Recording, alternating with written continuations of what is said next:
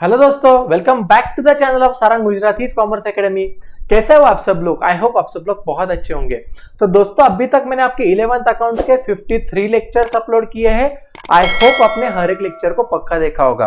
तो जो भी मेरा लेक्चर नंबर 53 था दोस्तों, तो लेक्चर नंबर 53 में वहां पे मैंने आपको importance and utility of journal क्या होता है ये आपको मैंने बहुत ही प्यारे तरीके से समझाया था। और उसके बाद दोस्तों वहां पे मैंने आपको जर्नल का जो भी स्पेसिमन है या फॉर्मेट है या रूलिंग या प्रोफार्म ऑफ जर्नल है ये किस तरीके से होना चाहिए, और उसके अंदर हमको जब भी कोई जर्नल एंट्री करेंगे तो उसको किस तरीके से प्रेजेंट करना चाहिए, हर एक चीजें आपको मैंने लास्ट लेक्चर में बता दिया था।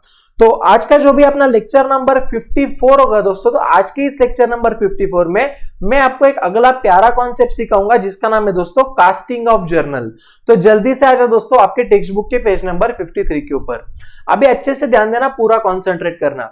देखो दोस्तों, कास्टिंग ऑफ जर्नल जो भी टॉपिक है ना, तो याद रखना कास्टिंग का मतलब होता है टोटल करना। कास्टिंग का क्या मतलब होता है बोलो? टोटल करना, ठीक है। तो हमेशा रखना बेटा कि जब भी अपन हमारे जर्नल नाम के बुक में जर्नल एंट्री करेंगे वो टाइम पे हमको हर एक पेज का क्या करना पड़ता है बोलो? आप टोटल करना पड़ता है, ठीक है। जैसे कि फॉर एग्जांपल मान लो ये आपका जर्नल बुक है, ये आपका जर्नल बुक है, ठीक है। और मान लो जनरल बुक का आपका लेफ्ट पेज है ना, ये वाला आपका लेफ्ट पेज है, ये वाला आपका राइट पेज, राइट। तो जब भी आप आपके ये बुक में आप वहां पे ट्रांजैक्शन लिखोगे तो ट्रांजैक्शन लिखने के बाद क्या होगा बोलो? आपका जो भी लेफ्ट साइड का पेज है वो फुल हो जाएगा। तो जब भी आपका लेफ्ट साइड का पेज फुल हो जाएगा तो आपको क्या करना है दोस्तों? यहां पे ये इसका टोटल लेना है, समझ रहे हो। और ये जो भी टोटल आएगा तो टोटल करने के बाद इसका बैलेंस है जो भी है ये आपको कैरिड फॉरवर्ड करना है। मतलब क्या कि ये पेज का बैलेंस आपको ये पेज पे लेके आना है। कॉन्सेप्ट समझा क्या? तो यही कॉन्सेप्ट को अपन बोलते हैं दोस्तों कास्टिंग ऑफ जर्नल, ठीक है। तो एक बार जल्दी से चलो टेक्स्ट बुक के अंदर अपन देख लेते हैं कि उन्होंने क्या लिखा है। तो यहां पे उन्होंने दिया दोस्तों eight the end of each page of journal. मतलब क्या कि जो भी हमारा जर्नल बुक है, जर्नल बुक का हर एक जो भी इंडिविजुअल पेज होगा उसके एंड में क्या बोल रहे हैं वो?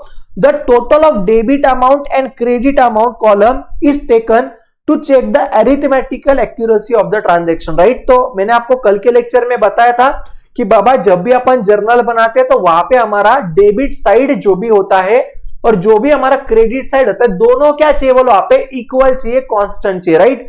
तो ये इक्वल है क्या नहीं है ये देखने के लिए वहां पे अपन क्या करेंगे बोलो? हर एक पेज का टोटल लेंगे। मतलब अगर गड़बड़ हुआ रहेगा तो हमको इमीडिएटली मिल जाएगा या आइडेंटिफाई हो जाएगा, ठीक है। बहुत बढ़िया है। अभी देखो आगे क्या बोल रहे हैं जल्दी से। The total of both column must be equal. Both column मतलब क्या बोले? यहाँ पे जो भी डेबिट साइड होता है और क्रेडिट साइड होता है दोनों का टोटल वहां पे इक्वल चाहिए, सेम चाहिए, ठीक है।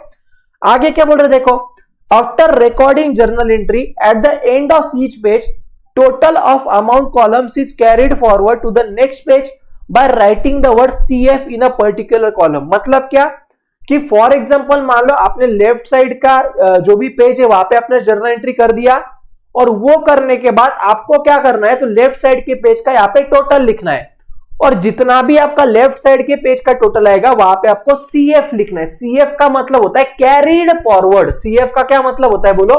कैरिड फॉरवर्ड मतलब होता है, समझा। तो ये जो भी लेफ्ट पेज का बैलेंस है आप क्या करोगे? वो नेक्स्ट पेज पे कैरिड फॉरवर्ड करोगे। और जब भी आप नेक्स्ट पेज पे वो कैरिड फॉरवर्ड करोगे तो यहाँ पे लिखना है दोस्तों ब्रॉड डाउन। यहाँ पे आपको क्या लिखना है बोलो? ब्रॉड डाउन या ब्रॉड फॉरवर्ड लिखना है, समझा। मतलब पिछला बैलेंस अभी आप यहाँ पे लेके आ रहे हो, ऐसा उसका मतलब होता है। आगे क्या दिया देखो, the next page will begin with the total brought forward. जो मैंने अभी आपको बोला ब्रॉड फॉरवर्ड लिखना है from previous page by writing the brought forward को अपन शॉर्ट में क्या लिखते बोलो? BF लिखते, ठीक है। जब भी हमको ये पेज से अगले पेज पे टोटल लेके जाना है तो हम कैरी फॉरवर्ड करेंगे, और जब पिछले पेज से हमको ये पेज पे लाना है तो हम उसको ब्रॉड फॉरवर्ड बोलेंगे, समझा। आगे क्या बोल रहे देखो जल्दी से यहाँ पे, on the last page of journal grand total is casting, ठीक है। तो जब भी ऐसा आपका जर्नल का बुक भर जाएगा तो वहां पे आपको क्या करना है बोलो? ग्रैंड टोटल लेना है। मतलब वहां पे आपको क्या समझेगा कि भाई हमने जितने भी पेजेस में हर एक चीजों का रिकॉर्डिंग किया, क्या वो हमने सही से किया या नहीं किया। कॉन्सेप्ट समझ रहे हो क्या? बहुत आसान है, बिल्कुल टफ नहीं होता है, ठीक है। चलो बहुत बढ़िया बात है। अभी यहां पे उन्होंने दिया दोस्तों आगे, द प्रोसेस ऑफ एंटरिंग और recording the transaction in journal is called as journalising, ठीक है। तो ये मे भी आपको एमसीक्यू में 1 मार्क के लिए आ सकता है। क्या दिया देखो यहाँ पे, जर्नलाइजिंग का मतलब क्या होता है बोलो, जर्नलाइजिंग मतलब ऐसा प्रोसेस जिसमें अपन क्या करेंगे बोलो, ट्रांजैक्शन को एंटर और रिकॉर्ड करेंगे, और ये हर एक चीज अपन कौन से बुक में करेंगे बोलो, जर्नल बुक में करेंगे। समझ रहे हो, मतलब जब भी हम जर्नल नाम के बुक में ट्रांजैक्शन को एंटर करेंगे या रिकॉर्ड करेंगे तो उसको, वो प्रोसेस को अपन बोलते हैं दोस्तों जर्नलाइजिंग। कौन सा प्रोसेस बोलते हैं बताओ जल्दी से मुझे, जर्नलाइजिंग प्रोसेस बोलते हैं। ध्यान में आ रहा है क्या तुमको, बहुत अच्छा है, ठीक है। चलो आगे, अभी अगला है दोस्तों यहाँ पे आपका स्टेप्स ऑफ जर्नलाइजिंग। मतलब क्या कि बाबा जब भी अपन जर्नल एंट्री को करेंगे तो जर्नल एंट्री को करने के लिए वहां पे हमको कौन से स्टेप्स फॉलो करना है, वहां पे हमको कौन सी चीजें प्रोसीजर फॉलो करना है, इसका मतलब है स्टेप्स फॉर जर्नलाइजिंग, ठीक है। अभी एक बात बोलो दोस्तों आपको, मैंने आपको ऑलरेडी कल के लेक्चर में जर्नल एंट्री का फॉर्मेट सिखा दिया, राइट। वहां पे मैंने आपको क्या बोला कि जब भी अपन जर्नल एंट्री करना होगा तो सबसे पहले वहां पे हमको जर्नल ऑफ, मतलब किसके बुक का अपन जर्नल कर रहे हैं वो आपको लिखना है। जैसे यहाँ पे मैंने आपको नाम दिया था, और जर्नल के केस में यहाँ पे कितने कॉलम आते हैं बोलो, 5 कॉलम आते हैं। कौन से, date, particulars, ledger, folio, debit amount और क्रेडिट अमाउंट, इस तरीके से 5 कॉलम आते हैं, बराबर है क्या। तो यहाँ पे उन्होंने जो भी हमको स्टेप्स फॉर जर्नलाइजिंग दिया दोस्तों, फॉर द टाइम बिंग अपन ये कॉन्सेप्ट को इग्नोर करते, ठीक है, क्योंकि ये थियोरेटिकल चीजें पढ़ के आपको यहाँ पे उसमें अंडरस्टैंडिंग होना थोड़ा डिफिकल्ट है। तो बेटर क्या हो जाएगा दोस्तों, जब भी अपन जर्नल एंट्री करेंगे, जब भी अपन जर्नल एंट्री के प्रॉब्लम सॉल्व करेंगे, वो टाइम पे आपको ऑटोमेटिक आ जाएगा। मैं आपको ट्रांजैक्शन के टाइम पे ऑटोमेटिक सिखा दूंगा कि हमको जर्नल एंट्री को किस तरीके से करना होता है, ठीक है। तो फालतू अपना टाइम वेस्ट होगा। या जो भी स्टेप्स फॉर जर्नलाइजिंग है बस थ्योरेटिकल पार्ट है। ऑलरेडी मैंने आपको लास्ट लेक्चर में इसके बारे में थोड़ा आइडिया दे दिया है कि जब भी आप डेबिट वाला फिगर लिखते हो या डेबिट वाला आप अकाउंट करते हो कोई भी अकाउंट को, तो वो अकाउंट के सामने आपको डीआर लिखना है। और जब भी आप कोई भी क्रेडिट वाला आइटम स्टार्ट करते हो तो वहां पे आपको 2 से स्टार्ट करना है, थोड़ा जगह छोड़ के, राइट। तो यही सब चीजें उन्होंने यहाँ पे लिखी है, इसमें अपन टाइम वेस्ट नहीं करेंगे, समझ रहे हो। बस इतना याद रखना दोस्तों कि जब भी अपन कोई भी ट्रांजैक्शन को हमारे बुक्स ऑफ अकाउंट्स के अंदर रिकॉर्ड करेंगे, वो टाइम पे वहां पे हमको सबसे इंपॉर्टेंट क्या होता है बोलो, सोर्स डॉक्यूमेंट होता है, राइट। अगर मान लो हमारे पास अगर प्रॉपर सोर्स डॉक्यूमेंट या अकाउंटिंग डॉक्यूमेंट नहीं होंगे जिसके मदद से वहां पे हम अकाउंटिंग करने जा रहे हैं, तो वो केस में दोस्तों वहां पे गड़बड़ हो जाएगा, समझा। विदाउट सोर्स डॉक्यूमेंट आपने कोई भी अकाउंटिंग का शुरुआत स्टार्टिंग करना नहीं चाहिए, समझ रहे हो। तो सबसे पहले क्या होगा बोले, यहाँ पे सोर्स डॉक्यूमेंट रहेगा हमारे पास। वो सोर्स डॉक्यूमेंट से हमको समझेगा कि एग्जैक्टली हमने किस तरीके का ट्रांजैक्शन किया है। तो यहाँ पे हमको सोर्स डॉक्यूमेंट से ट्रांजैक्शन समझेगा। फिर जब भी हमको एक बार ट्रांजैक्शन समझा तो उसके अंदर वहां पे हमको 2 अकाउंट्स एसर्टेन करने है ना। मैंने आपको बताया था कि हर एक ट्रांजैक्शन में 2 अकाउंट्स या 2 से ज्यादा अकाउंट्स इन्वॉल्व होते हैं, और जिसके क्या होते हैं बोलो, हमको एक बार अकाउंट हमने वहां पे एसर्टेन कर लिया, तो अकाउंट एसर्टेन करने के बाद वहां पे हमको अकाउंट्स का क्लासिफिकेशन करना है। तो एक बार क्लासिफिकेशन ऑफ अकाउंट्स आप कर दोगे, तो क्लासिफिकेशन ऑफ अकाउंट्स होने के बाद दोस्तों वहां पे हमको हर एक अकाउंट का इफेक्ट देखना है। इफेक्ट मतलब क्या कि जो भी वहां पे आपने अकाउंट को क्लासिफाई किया है वो चीज की वजह से आपके एसेट बढ़ रहे क्या, या आपके एसेट कम हो रहे क्या, आपके बिजनेस में प्रॉफिट बढ़ रहा है क्या, आपके बिजनेस का प्रॉफिट कम हो रहा है क्या, आपके लायबिलिटीज बढ़ रहे क्या, आपके लायबिलिटीज कम हो रहे क्या, वगैरह वगैरह, समझा। तो इफेक्ट्स मतलब क्या दोस्तों कि जो भी वहां पे आपने 2 अकाउंट्स डिटरमाइन किए, वो अकाउंट की वजह से एग्जैक्टली आपके बिजनेस में क्या हो रहा है, समझ रहे हो आप। फिर उसके आगे दोस्तों वहां पे हमको देखना है कि कौन से अकाउंट को हमको डेबिट करना चाहिए और कौन से अकाउंट को हमको वहां पे क्रेडिट करना चाहिए, समझा। तो ये आप गोल्डन रूल्स वगैरह जो भी थे उसके मदद से भी कर सकते हो, जिसको अपन ट्रेडिशनल अप्रोच बोलते हैं, जिसको अपन क्या बोलते हैं बोलो, ट्रेडिशनल अप्रोच बोलते हैं। और साथ साथ में दोस्तों इसके बाद वहां पे आप मॉडर्न अप्रोच से भी कर सकते हो, ठीक है। वहां पे आप मॉडर्न अप्रोच से भी कर सकते हो, जिसमें मैंने आपको 5 चीजें बताई थी कि कोई भी जो भी अकाउंट होता है, एक तो वो एसेट हो सकता है, या लायबिलिटी हो सकता है, या कैपिटल हो सकता है, या इनकम हो सकता है, और लास्ट में एक्सपेंसेस हो सकता है, ठीक है। तो इस मदद से आप वहां पे डिटरमाइन कर सकते हो कि हमको कौन से अकाउंट को डेबिट करना पड़ेगा और कौन से अकाउंट को वहां पे हमको क्रेडिट करना पड़ेगा। कॉन्सेप्ट समझा। और लास्ट में आप इसके बेसिस पे क्या करोगे बोलो, जर्नल एंट्री को पास करोगे। ध्यान में आ रहा है क्या आपको, है ना। तो ये सिंपली क्या है बोलो, एग्जैक्टली ये हमको ये बताने की कोशिश कर रहा है कि हमको जर्नल एंट्री को एग्जैक्टली किस तरीके से करना चाहिए। ध्यान में आया क्या। तो आई होप दोस्तों अभी मैंने आपको जो भी सिखाया आपको टकाटक समझा होगा, राइट। तो अभी लेक्चर नहीं रोकेंगे, लेक्चर को हमको आगे कंटिन्यू करना है, ध्यान देना अच्छे से, बहुत इंपॉर्टेंट टॉपिक आ रहा है। देखो दोस्तों, अगला आपका इंपॉर्टेंट टॉपिक है जिसका नाम है जीएसटी, राइट। अभी जीएसटी का लॉन्ग फॉर्म क्या होता है? तो सबसे पहले दोस्तों जीएसटी का लॉन्ग फॉर्म होता है गुड्स एंड सर्विस टैक्स। क्या होता है बताओ? गुड्स एंड सर्विस टैक्स होता है, राइट। अभी थोड़ा सा मैं इसके बारे में आपको थोड़ा हिस्ट्री बोल दूं, फिर आगे चले जाता हूं। देखो दोस्तों, आपको पता ही होगा कि 1 जुलाई 2017 में जब भी जीएसटी आया, तो 1 जुलाई 2017 के पहले वहां पे हमारे इंडिया में अलग अलग टाइप के इनडायरेक्ट टैक्सेस थे। आपको मैं बोल दूं कि बेसिकली दो प्रकार के टैक्सेस होते हैं। सबसे पहला और हमारा होता है डायरेक्ट टैक्स और दूसरा होता है इनडायरेक्ट टैक्स, राइट। तो इतना अभी के लिए याद रखो कि जीएसटी आपका ये इनडायरेक्ट टैक्स है। तो जीएसटी आने के पहले हमारे इंडिया में वहां पे अलग अलग प्रकार के क्या थे बोलो? टैक्सेस थे, राइट। जैसे कि फॉर एग्जांपल वहां पे मान लो अपना क्या बोल सकते हैं, वहां पे अपन उसको एक्साइज ड्यूटी वगैरह था, वहां पे कस्टम ड्यूटी था, वैट मतलब वैल्यू एडेड टैक्स वगैरह था, एंटरटेनमेंट टैक्स था, सेंट्रल सेल्स टैक्स था, सर्विस टैक्स था, ऑक्ट्रॉय था, राइट। तो ऐसे जीएसटी आने के पहले क्या थे बोलो? अलग अलग प्रकार के टैक्सेस एक सिंगल बिजनेसमैन पे करने का। लेकिन जीएसटी आने की वजह से क्या हो गया दोस्तों कि ये जो भी अलग अलग टैक्सेस थे जो अभी मैंने आपको बताए, तो ये सभी टैक्सेस एक साथ आ गए, एक मर्ज हो गए और एक टैक्स बन गया जिसको अपन बोलते बोलो गुड्स एंड सर्विस टैक्स। तो जीएसटी आने की वजह से क्या हो गया दोस्तों? वन नेशन वन टैक्स बना। क्या बना बोलो? One nation one tax on one market, right. मतलब पूरे कंट्री में सभी मार्केट के लिए एक ही टैक्स एप्लीकेबल होगा जिसका नाम होगा जीएसटी। क्योंकि पहले क्या होने का, अलग अलग टैक्सेस होने की वजह से वहां पे हर एक बिजनेसमैन को अलग अलग टैक्सेस के रूल्स के हिसाब से अलग अलग टैक्सेस के कंप्लायंस करने पड़ने के कॉन्सेप्ट समझ रहे हो क्या? जिसके वजह से वहां पे बिजनेसमैन को बहुत सारी प्रोसीजरल पार्ट में इन्वॉल्व होना पड़ता था। लेकिन जीएसटी आने की वजह से क्या हो गया, ये सभी टैक्सेस हट गए और सभी जगह पे बिजनेसमैन को क्या करना है बोलो? सिर्फ एक ही टैक्सेस का कंप्लायंस करना है जिसका नाम है दोस्तों जीएसटी। कॉन्सेप्ट समझा? तो याद रखना दोस्तों कि जो भी goods and service tax act जो भी है, ये हमारे इंडिया के अंदर एप्लीकेबल हुआ है 1 जुलाई 2017 को। और यहां पे क्या हुआ है बोलो?